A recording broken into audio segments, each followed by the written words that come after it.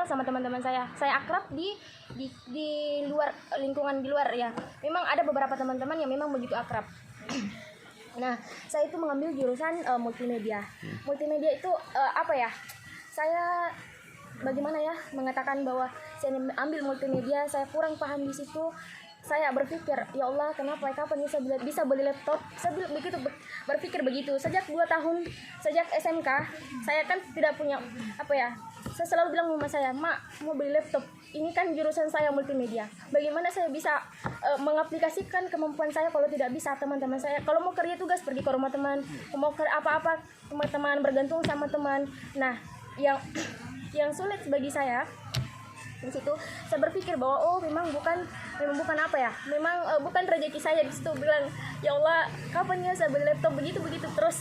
Nah, sampai pada suatu saat saya organisasi, saya ingat sekali, sampai sekarang pun saya ingat sekali pesan guru pembimbing saya di sekolah itu. Dia mengatakan, kalau ada 10 orang sukses, maka kita yang harus ada di dalamnya. Terus tidak boleh datang duduk diam di kelas begitu. Itu yang disampaikan. Nah, saat itu apa ya, saya daftar itu kan akhir ya. Saya daftar di Unsulbar. Saya daftar di Unsulbar. Nah, pada saat itu SD ya, jalur SN. Nah, yang lucunya saya sudah siapkan berkas, tapi bukan tidak lulus ya. Memang nama saya tidak terdaftar, bukan daftar, tetapi saya daftar, tapi nama saya bagaimana ya? Saya tidak menjelaskan, tapi saya tidak terdaftar begitu caranya, enggak, nama saya tidak terdaftar di situ. Nah, saya berpikir di situ, bilang, mungkin bukan di sini, bukan rezeki saya di sini. Nah, saya bilang sama orang tua saya, "Mak, saya itu pengen keluar kampung ya. Keluar kampung, saya ingin keluar di Jakarta begitu kuliah. Saya bercita-cita begitu, saya ingin membanggakan orang tua, tapi saya tidak punya uang." Nah, yang saya lakukan, saya daftar di STAI. Saya memang tidak niat untuk masuk di STAI, saya tidak ada niatan, karena teman-teman saya semuanya di Unsulbar 5 orang. Karena niatnya saya mau di Unsulbar untuk daftar jurusan bahasa Inggris. Memang saya di situ basicnya bahasa Inggris tidak ada, tapi saya punya kemauan. Tapi ya sudahlah, saya tinggalkan di situ. Saya ambil STAI. Nah, ketika saya pilih STAI, saya masuk jalur di situ, saya lulus.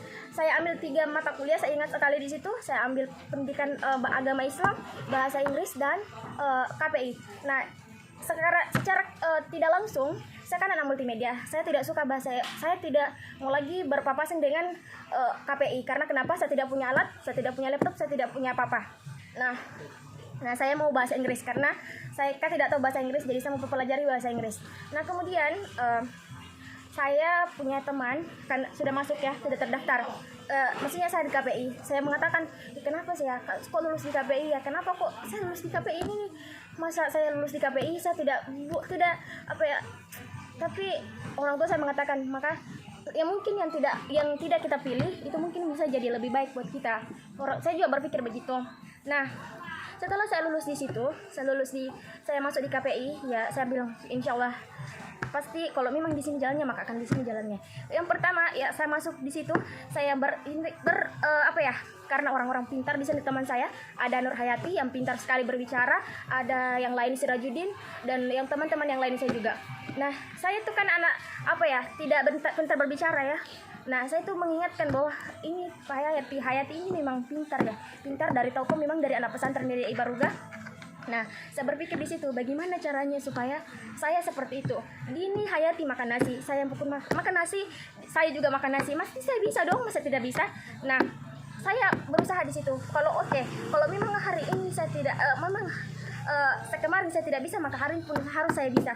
Bagaimana caranya? Saya harus bicara. Yang pertama, yang ingat berkesan sekali, pas saya berbicara, saya keringat dingin, saya susah untuk bernafas. Saya bilang sama Fadilah, coba pegang tanganku Fadilah. Dia bilang, pingsan kau di situ.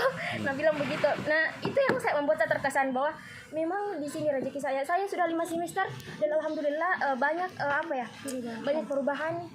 Dan alhamdulillah pas semester 1 saya beli laptop, dan itu pun karena walaupun hanya laptop bekas. Nah, sampai sekarang itu bisa bermanfaat bagi saya, biasa bermanfaat juga bagi teman-teman, karena biasa kalau itu yang dipakai di kelas pakai LCD. Nah, itu yang saya membuat saya di sini bilang kesabaran itu butuh proses dong. Kesabaran intinya cita-cita itu pasti tercapai kalau kita berusaha. Karena yang namanya cita-cita itu tidak ada manusia yang bodoh. Tidak ada manusia bodoh hanya karena kita kurang berusaha saja. Itu yang yang saya tanamkan dalam diri saya. Bahwa memang itu juga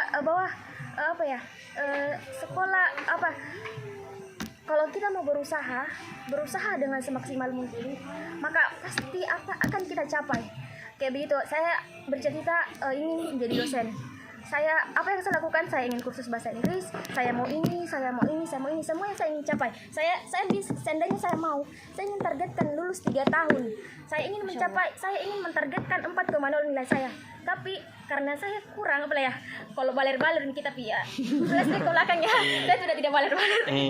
Ya kalau ada nih baler-balernya, namanya juga manusia, pikirannya manusia cinta-cintaan. Nah itu, maka saya tinggalkan cinta-cintaan, baru saya fokus lagi kembali.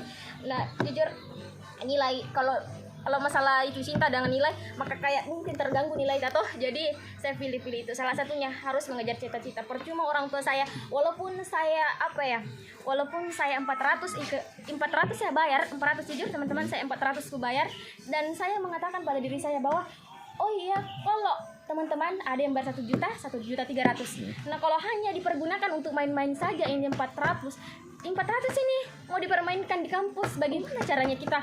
Ini orang tua kerja banting tulang segala macam, masa kita mau sia-siakan?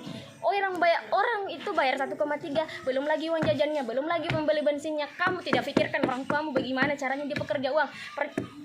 Masih untung kalau bisa kerja, tapi kalau tidak bagaimana? Itu yang harus kita pahami.